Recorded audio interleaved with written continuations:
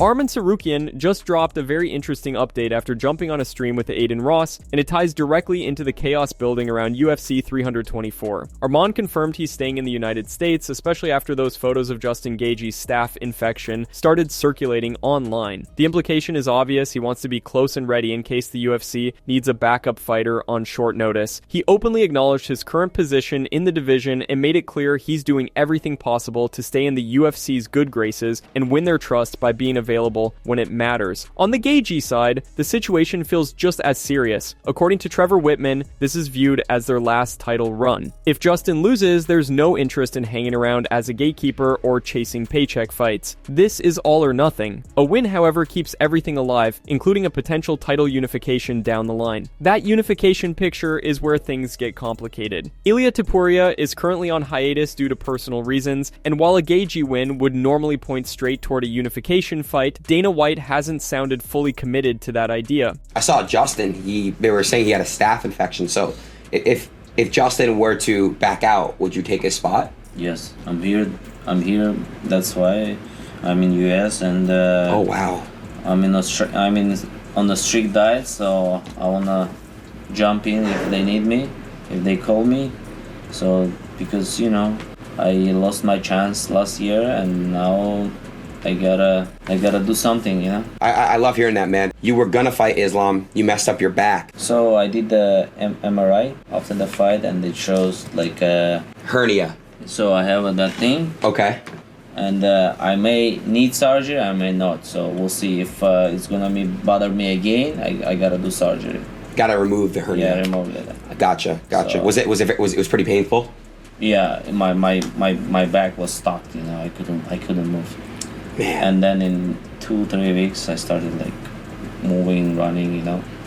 Dana White just did a long interview with Stephen A. Smith, and we're here to quickly recap all the key moments for you. On the Paramount deal, Dana made it clear this was never just about money. He sees Paramount as a long-term platform partner, not just a broadcast home. That is why he is intentionally moving away from the traditional pay-per-view model. He believes subscription-based global viewing is the future, and openly said pay-per-view could eventually disappear. His goal is fans paying less while still getting every UFC event. Dana doubled down on the UFC brand over individual stars, saying fans trust the UFC more than any one fighter. Because of that, he stopped worrying about fighters losing or retiring a long time ago. The product keeps moving. His core rule remains, fans should never regret staying home on a Saturday night to watch the UFC. On fighter pay, White said fighters will still be paid using the old PPV math, just applied differently. He framed the new model as cheaper for fans, more exposure for fighters, and still fair pay. He also explained the aggressive scheduling. Back-to-back numbered events were deliberate. There was no soft launch for Paramount. He wanted immediate impact. He confirmed CBS and Paramount will present 5 major initiatives for 20 to 26, and he plans to help shape them. Dana also shared interesting details about the White House event. Let's dive in. This White House event, everybody's been talking about. It's done.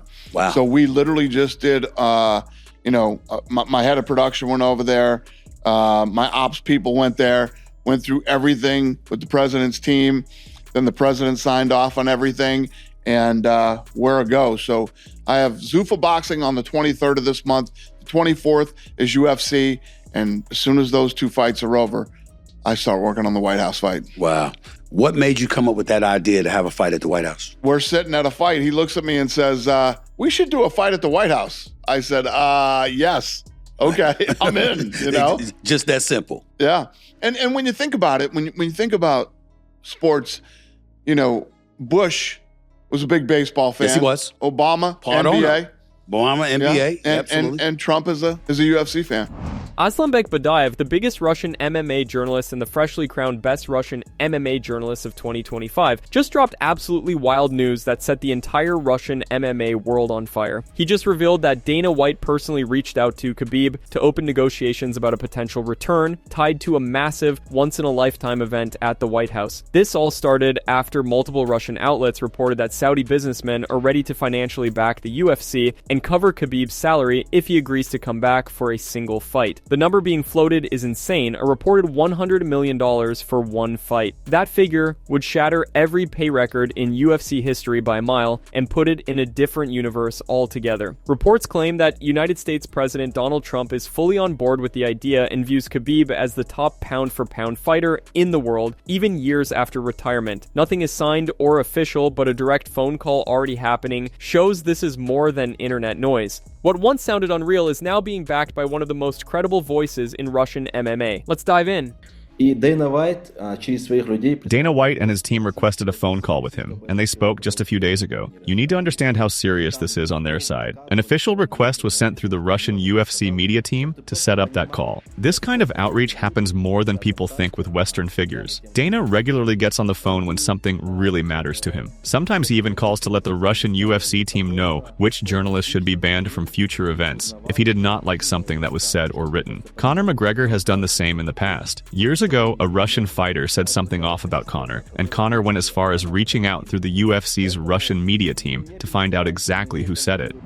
The drama exploded yesterday at the RAF press conference in Florida, ahead of tonight's event headlined by Colby Covington and Luke Rockhold in a 3-round freestyle wrestling clash. UFC middleweight prospect Bo Nickal, who's also on the card against Yoel Romero in the co-main, stirred the pot by publicly demanding he deserved the main event spot over the two former UFC title holders. Bo leaned hard on his insane wrestling credentials, 3-time NCAA Division I champ, under 23 world champ, and argued his pedigree plus the high-profile Romero fight made him the biggest draw. But Colby and Rockhold weren't having it. The two vets teamed up to absolutely unload on Nickal right to his face while he sat front row. They called him out as entitled, ripped his resume, mocked his first pro MMA loss to Rainier de Ridder in 2025, where he got stopped by a brutal body knee and quit before things got worse, and the hype around him has never recovered, even after he bounced back with a win. Colby is a longtime top name despite his recent UFC inactivity, and Rockhold, as the former undisputed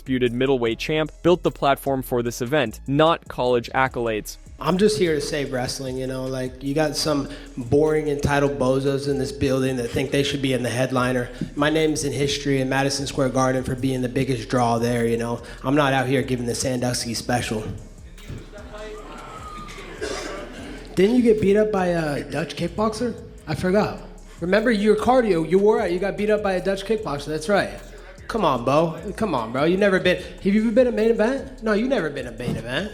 Come on, bro. Hey, how many times did you shower at Happy Valley at the Penn State with Jerry Sandusky? I gotta know. I really gotta know. It's entitled bozos like this that just kill the sport of wrestling. We need stars. We need people that are willing to be vocal and call their shots. Yeah. Oh, that'd be too easy, bro. You're a bum. Come on, dude. You're a Dutch kick. You got broken by a Dutch kickboxer, man. Come on. You quit before the knee even hit you, Bo. That's it from MMA Psycho. Thanks for watching. Don't forget to leave a like and subscribe for daily MMA news.